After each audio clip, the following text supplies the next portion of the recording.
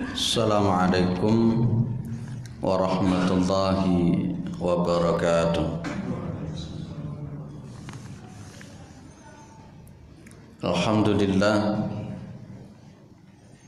Alhamdulillahilladzi arsala rasulahu bil huda wa dinil haq liyutirahu 'alad dini kullih wa kafa billahi syahida. Asyhadu an la ilaha illallah wa asyhadu anna Muhammadan abduhu wa rasuluhu la nabiyya ba'dah. Allahumma shalli ala Muhammad wa ala alihi wa sahbihi wa man tabi'ahum bi ihsanin ila yaumiddin, amma ba'du. Kita bersyukur kepada Allah Subhanahu wa ta'ala atas segala nikmat yang diberikan oleh Allah kepada kita semua, terutama sampai pada pagi hari ini kita masih diberikan kekuatan iman dan Islam.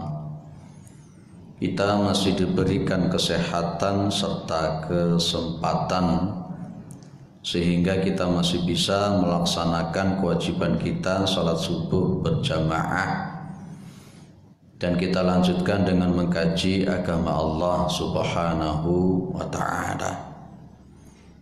Mudah-mudahan kesempatan yang semacam ini senantiasa diberikan oleh Allah kepada kita semua sampai nanti kita menghadap kepada Allah yang tentunya dalam posisi husnul khatimah. Salawat salam tetap terlimpahkan kepada Rasulullah Muhammad sallallahu alaihi wasallam. Beliau penyampai risalah Islam sebagai agama yang benar, agama yang diridhoi oleh Allah Subhanahu wa ta'ala. Para jamaah yang dimuliakan oleh Allah Subhanahu wa ta'ala, kita lanjutkan kajian kita. Wa min akhlaqihim radhiyallahu anhum muwadhibatuhum ala qiyamil lail saifan wa syita'an. Dan di antara kebiasaan para salaf, akhlak para salaf radhiyallahu anhum itu adalah muwadhibatuhum. Muwadhibatuhum itu artinya menjaga, berusaha terus menerus,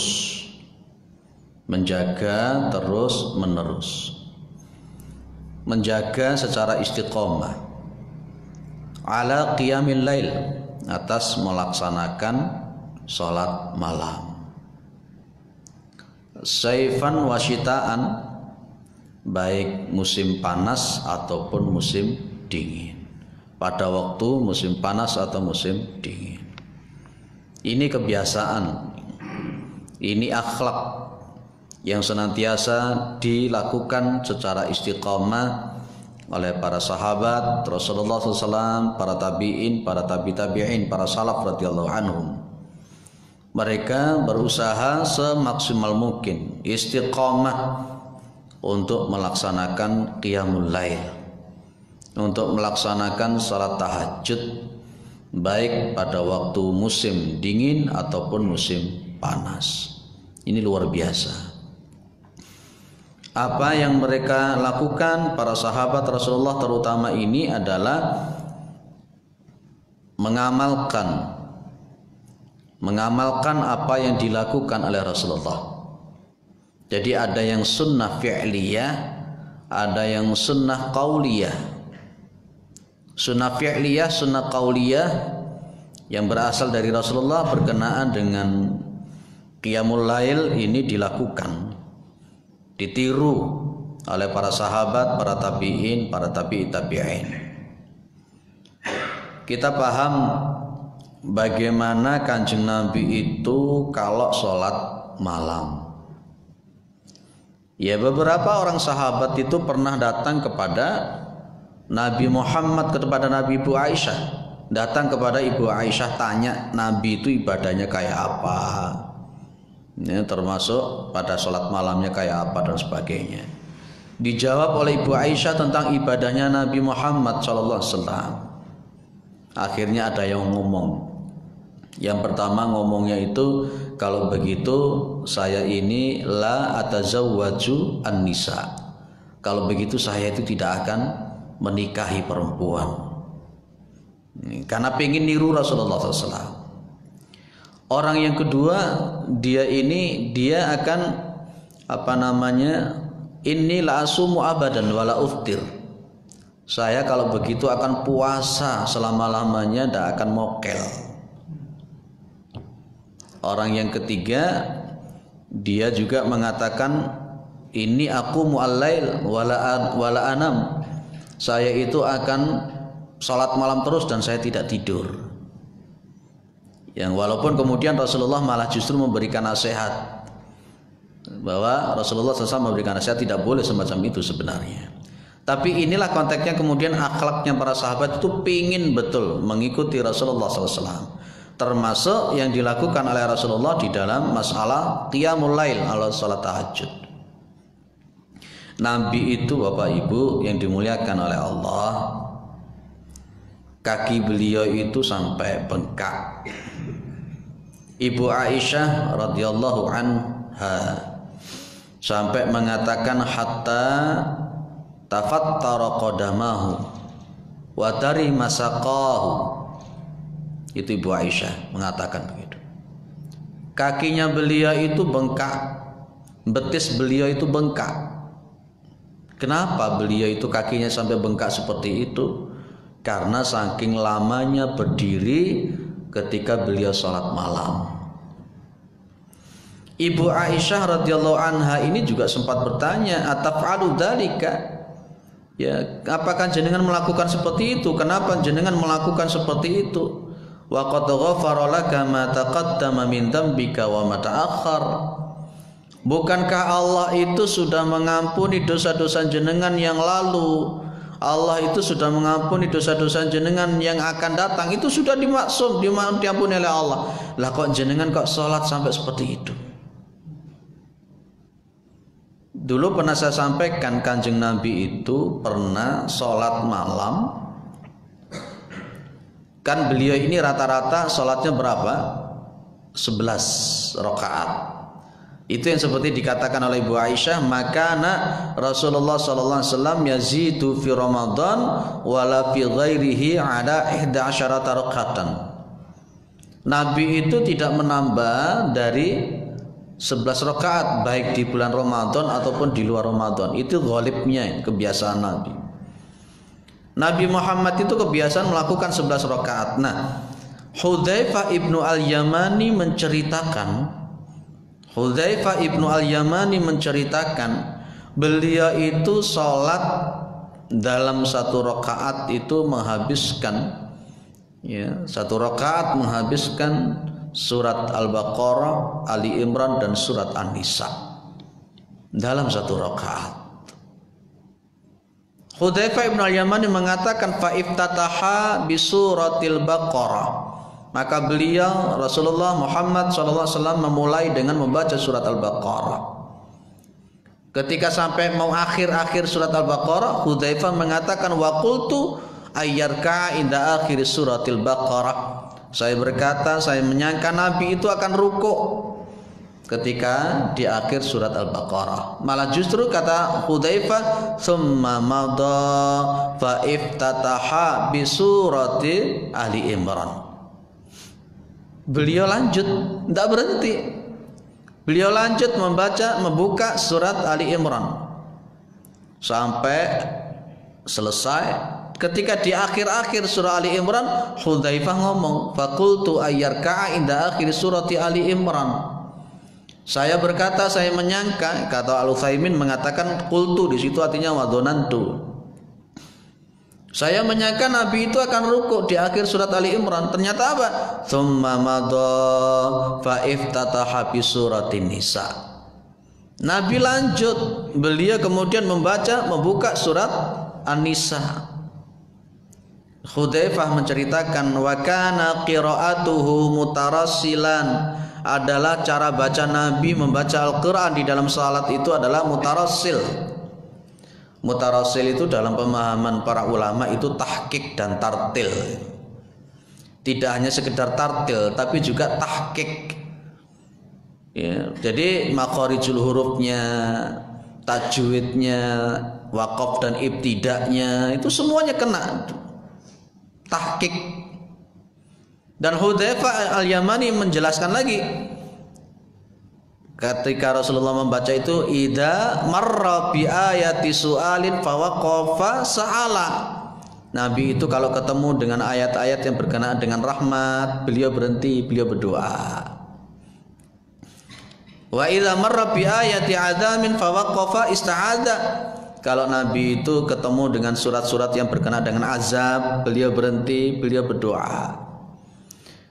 Tidak jarang Nabi Muhammad itu seperti yang disampaikan oleh Ibu Aisyah, selama beliau sholat itu menangis hingga jenggot beliau dibasahi oleh air mata. Ketika beliau sujud, tempat sujudnya dibasahi oleh air mata beliau. Itu Nabi. Ini Masya Allah, seorang Nabi yang hatinya paling baik, yang dijamin masuk surga, dosa-dosanya diampuni yang lalu dan yang akan datang, paling dekat dengan Allah, sholat tahajudnya seperti itu. Nah ini yang ditiru oleh para sahabat. Itu berarti gimana Ustaz? Berarti gila kalau konteksnya kemudian satu rakaat itu Al-Baqarah, Ali Imran, An-Nisa dibaca dengan tahqiq seperti tadi itu, tadabbur sekali. Ya, satu rakaat berapa? Kalau 11 rakaat jadi berapa? Kira-kira estimasinya berapa jam Nabi sholat kalau begitu? Kalau Syekh Al-Utsaimin di dalam syarah Riyadhus Shalihin, beliau menjelaskan kalau itu beliau memulai dari awal waktu. Mulai di awal waktu, karena nanti ada sepertiga malam yang awal, setengah malam dan sepertiga malam yang akhir. Maka kata Al-Utsaimin, wa yusalli sab'a sa'atin, kurang lebih 7 jam. Ini saya juga pernah melihat di YouTube salat tarawehnya di Temboro itu ya. Berapa jam itu? Sampai menjelang subuh sampai itu. Saya lihat itu, Masya Allah. Nah itu loh Nabi Muhammad SAW. Ini yang ditiru oleh para sahabat, ditiru oleh para salaf. Tiap malam tidak pernah lepas dari yang namanya tahajud. Insya Allah kita ini termasuk orang yang setiap hari tahajud. Walaupun mungkin kita tidak sampai seperti Nabi lah, walaupun kita mungkin ayatnya pendek-pendek lah, tidak apa-apa. Berapa sih sebenarnya? Kalau para ulama, jumhur ulama menjelaskan bahwa sholat tahajud itu minimal 2 rakaat, maksimal tidak terbatas. Tapi kebiasaan Nabi adalah yang 11. Makanya nanti kalau berkenaan dengan sholat lail, Imam Asy-Syafi'i itu 20, Imam Maliki itu 39, terus Imam Ahmad itu pernah melakukan sampai tidak terbatas. Kemudian Al-Abdurrahman itu sampai 47 dengan witirnya. Tuh, jadi dimulai dulu mungkin 2 rakaat dulu sesuai kemampuan. Nanti lama-lama sesuai dengan kebiasaan Nabi berapa? 11. Ini sekali lagi kebiasaan para salaf, kebiasaan para sahabat meniru Rasulullah Muhammad sallallahu alaihi wasallam. Lapas ketika Rasulullah sallallahu alaihi wasallam ditanyai, kok bisa sholat modelnya yang seperti tadi itu? Ya Nabi, jenengan kok melakukan ngeten toh? Jenengan kok melakukan seperti ini? Bukankah dosa yang lalu dan yang akan datang itu diampuni oleh Allah? Kok jenengan melakukan yang semacam ini? Kenapa? Kira-kira begitu. Pertanyaan Ibu Aisyah radhiyallahu anha. Jawaban Nabi, afala akunu abadan syakura. Afala akunu abadan syakura itu artinya apakah aku ini tidak suka. Dalam riwayat lain memakai afala uhibbu. Afala uhibbu an akuna abadan syakura. Sama saja sudahlah. Kalau di dalam riwayat di kitab ini di pendek, afala akunu abdan syakura. Apakah aku ini tidak ingin disebut sebagai hamba yang bersyukur. Ternyata sholatnya Nabi yang sekian panjang itu dalam rangka bersyukur kepada Allah. Sampai kakinya bengkak, betis beliau juga bengkak, lamanya berdiri. Kita ini kadang-kala kalau sholat tarawih imamnya panjang-panjang begitu sudah batuknya tidak selesai-selesai. Bolak-balik watuk-watuk. Kemudian takbirnya dikomplain. Jangan diundang lagi Pak Imam itu, cari yang lain aja yang pendek-pendek. Hudzaifah al-Yamani itu sampai Masya Allah. Apalagi Ibnu Mas'ud yang pernah makmum di belakang Nabi itu sampai dalam riwayat itu ada keinginan untuk meninggalkan Nabi Muhammad SAW. Ya walaupun begitu tetap imam itu juga harus ngerti di belakang itu ada orang tua dan sebagainya. Tapi kalau untuk sholat sunnah itu kan boleh duduk. Takmir menyediakan kursi. Ketika sholat taraweh kebetulan mungkin mengambil sholat taraweh yang malam hari, 10 hari yang terakhir terutama tarawehnya jam 1, panjang-panjang. Tidak apa-apa, disediakan saja kursi bagi yang sepuh-sepuh yang tidak kuat berdiri. Boleh sholat sunnah sambil duduk itu tidak apa-apa. Nikmat gitu malam hari jam 1, jam 2, bacaannya panjang-panjang, tumak nina, suara imamnya bagus, tartilnya bagus. Masya Allah. Lampunya dimatikan. Waduh, Masya Allah. Indah sekali. Ya, indah sekali. Langsung saja ngambil imam dari Arab. Kalau di Manarul Islam itu Syekh Al-Makki. Syekh Al-Makki ngimami biasanya 10 yang awal biasanya beliau itu. Baik, kalau di sini ngambil imam-imam lokal ya Pak ya, imam-imam lokal. Baik, kebiasaan. Ayolah kita mengajak pada diri kita sendiri membiasakan untuk sholat malam. Kemudian Rasulullah SAW mengatakan begini, alaikum biqiyamil lail. Berusahalah menetapi untuk melakukan sholat lail, sholat malam. Fa innahu da'bus salihina qablakum. Sesungguhnya sholat malam, qiyamul lail itu kebiasaan orang-orang soleh sebelum kalian. Di antara yang dimaksud di sini adalah para nabi dan rasul. Memang tata cara ibadahnya para nabi dan rasul itu berbeda ya, tapi mereka juga ada sholat. Mereka juga ada sholat ya, ada sholat. Walaupun caranya mungkin tidak seperti kita, tapi mereka ada sholat. Dan termasuk adalah qiyamul lail, menghidupkan waktu-waktu malam untuk beribadah kepada Allah. Itu kebiasaan para nabi dan rasul. Jadi sejak dulu, sejak zaman nabi dan rasul terdahulu, kebiasaan menghidupkan malam, beribadah kepada Allah malam hari, terutama sepertiga malam yang akhir, itu sudah kebiasaan para nabi dan rasul terdahulu. Kemudian wa huwa qurbatun ila rabbikum. Qiyamul lail, salat tahajud itu menjadi sesuatu yang mendekatkan kepada Tuhan kalian. Jenengan mungkin membaca riwayat-riwayat bagaimana Allah sepertiga malam yang akhir itu turun ke langit dunia. Betul ya? Turun ke langit dunia. Malaikat-malaikat pada waktu itu pun juga mendoakan. Dan itu tembus langsung kepada Allah Subhanahu wa taala ketika kita berdoa. Waktu yang mustajabah, waktu yang terbaik, waktu yang terdekat kita kepada Allah. Ya termasuk pas ketika kita sujud itu memang waktu yang terdekat kepada Allah.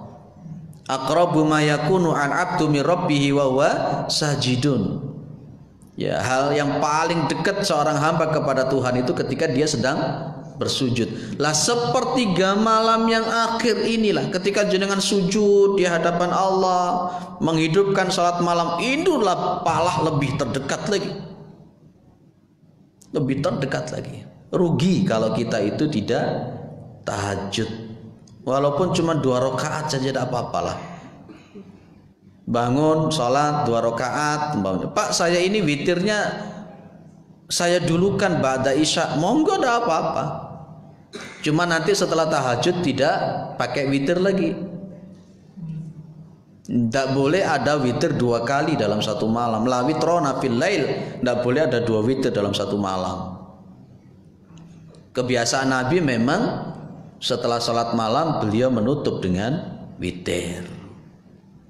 Umpamanya berarti kalau tahajudnya 2 rakaat, witirnya 1 rakaat, tidak apa-apa. Nabi sudah jelas mengatakan autiru, silakan silakan kalian itu melakukan witir walau birakatin, meskipun cuma 1 rakaat. Ayo kita biasakan. 2 rakaat dulu sama 1 witir, nanti lama-lama akan berkembang. Sesuatu itu memang begini ya. Sesuatu perlu diawali dengan keterpaksaan. Kalau sudah menjadi, awalnya kan dipaksa, nanti akan menjadi kebiasaan. Kalau sudah jadi kebiasaan, nanti akan menjadi kebutuhan. Memang perlu diawali dengan dipaksa. Pasang alarm double. Kalau sekarang itu jam 4 lebih 14 menit atau jam 4 lebih 15 menit subuh, jenengan bangun jam 3:4 itu sudah lumayan. Dapat 2 rakaat 1 witir, kemudian beristighfar sebanyak-banyaknya, mengamalkan ayat wabil ashari yastaghfirun. Itu waktu yang begitu luar biasa. Mendekatkan diri kepada Allah dengan tahajud itu luar biasa. Terus wa mukaffiratun lisayyiati. Yang namanya salat tahajud, salat lail itu mampu menghapuskan dosa-dosa, menggugurkan dosa-dosa. Wa manhatun 'anil itsmi, dan bisa mencegah dari perbuatan dosa. Orang kalau sudah mulai istiqomah dengan melakukan tahajud itu kecenderungan untuk menjauhi dosa itu lebih kuat. Dijaga oleh Allah Subhanahu wa taala. Kemudian kata Nabi wa matradatun lidda'i 'anil jasad, dan salat tahajud itu ternyata kata Nabi bisa mencegah penyakit dari tubuh. Yang sudah diteliti oleh para dokter itu adalah penyakit kanker yang baru ditemukan yang bisa untuk sama gitu. Insya Allah. Saya dulu pas ketika di pondok itu pas secara kebetulan mendengarkan sebuah radio. Ada orang Surabaya itu. Ini memang kejadian yang khariqul adah namanya ya. Khariqul adah. Khariqul adah itu adalah yang keluar dari kebiasaan yang ada ya. Dia ini kena kanker di perutnya. Ini udah lama pas ketika mahasiswa saya mendengarkan itu. Di perutnya itu ada kanker. Dan kemudian sudah di USG. Sudah di USG, kemudian dokternya hanya mengatakan nanti ini harus diangkat ini. Harus diangkat. Ini kebetulan ibu-ibu dia. Dan dia berpikir kalau dioperasi diangkat satu dari sisi biaya dan lain-lain. Dalam jarak 1 bulan dia semayang nanti sekitar 2 minggu sampai 1 bulan nanti diangkat. Selama 2 minggu sampai 1 bulan itu dia tiap hari tahajud. Tahajud betul-betul minta kepada Allah Subhanahu wa taala. Ini memang kata dokter tadi di antara yang bisa dicegah itu adalah penyakit kanker itu katanya begitu. Wa'ala bisawab.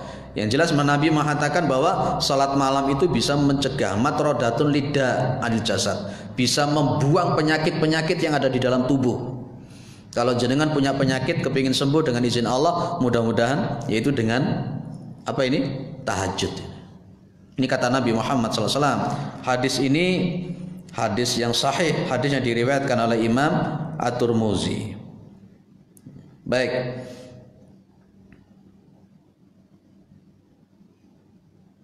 Kemudian orang ini tadi kan tahajud 2 minggu sampai 1 bulan tahajud begitu dengan izin Allah. Setelah waktunya operasi dia USG. Ini kharikul adah namanya ya, kharikul adah, keluar dari kebiasaan. Di USG kembali oleh dokter. Kanker itu hilang. Kanker itu tidak ada sama sekali di dalam perutnya. Dokter heran, dokter bingung. Kenapa bisa begitu? Inilah idza arada syai'an ayyaqula lahu kun fayakun. Kalau Allah itu menghendaki sesuatu terjadi maka terjadilah.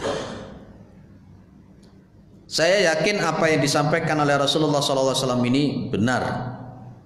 Beliau mengatakan matradatun liddai, bahwa sholat tahajud ini bisa menolak penyakit yang ada di tubuh. Termasuk mungkin kalau dalam bahasa saya bisa juga ya untuk menolak sejenis-jenis sihir dan seterusnya.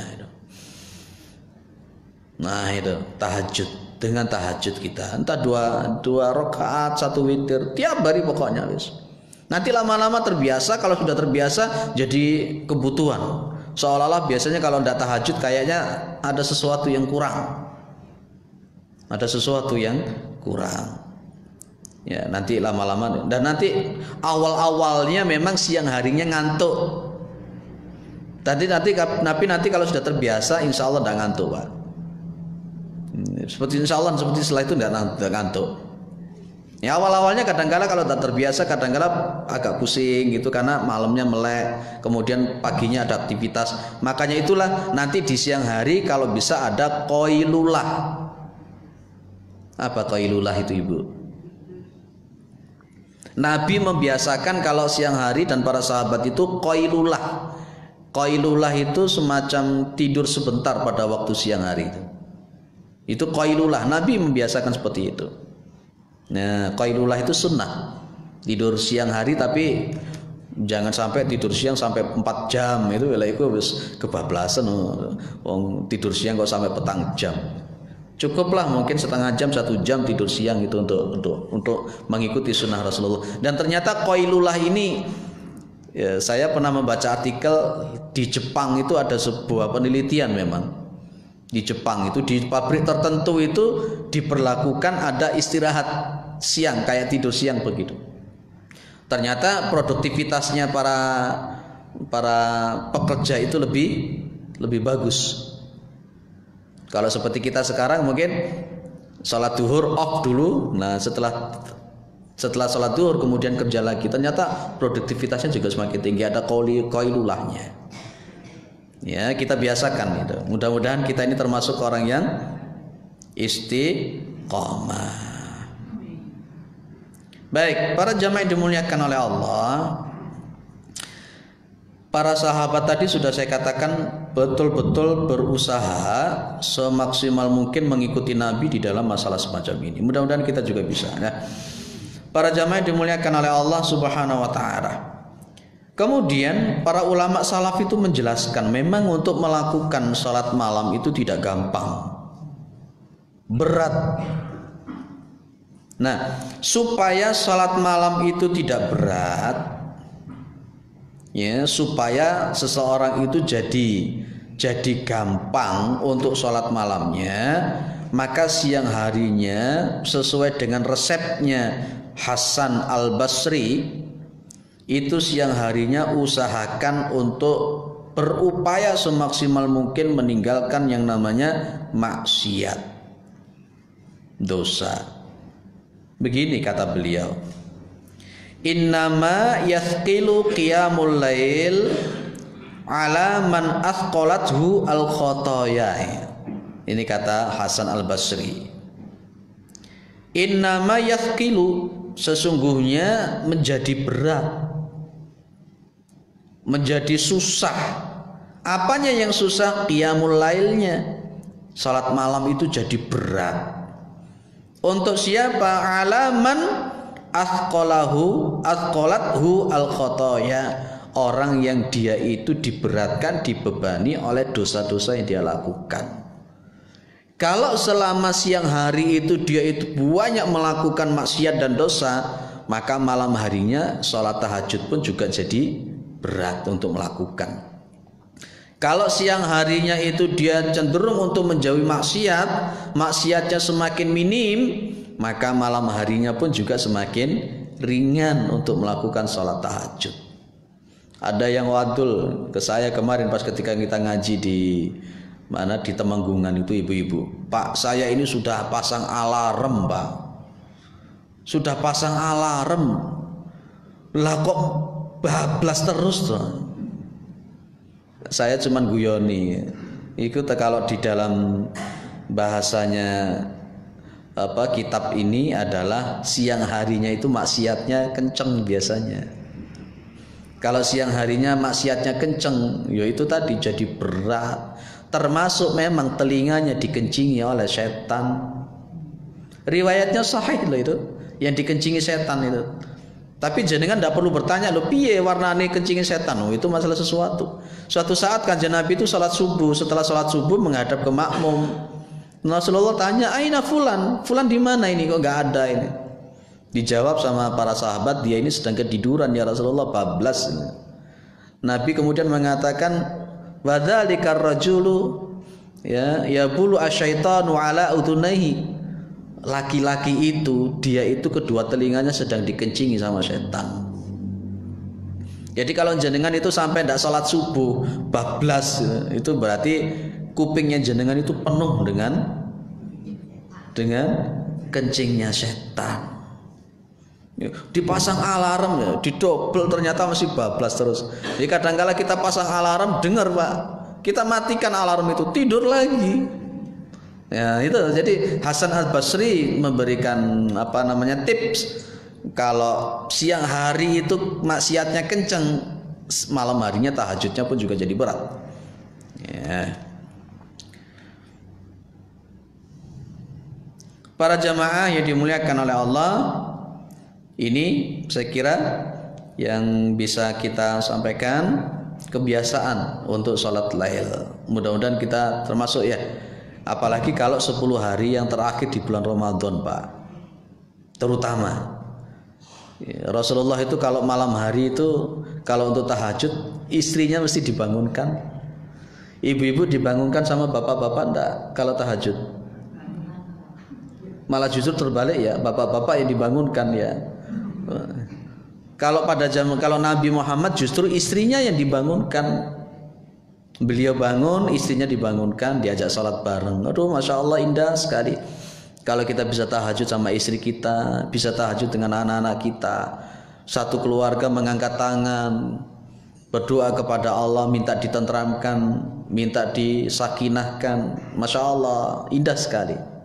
Tapi kalau wis podo molor kabeh, subuhe ya padha bablas kabeh, sak bapake, sak ibuke, sak anake. Aduh, masya Allah. Ya. Baik, ada yang perlu didiskusikan?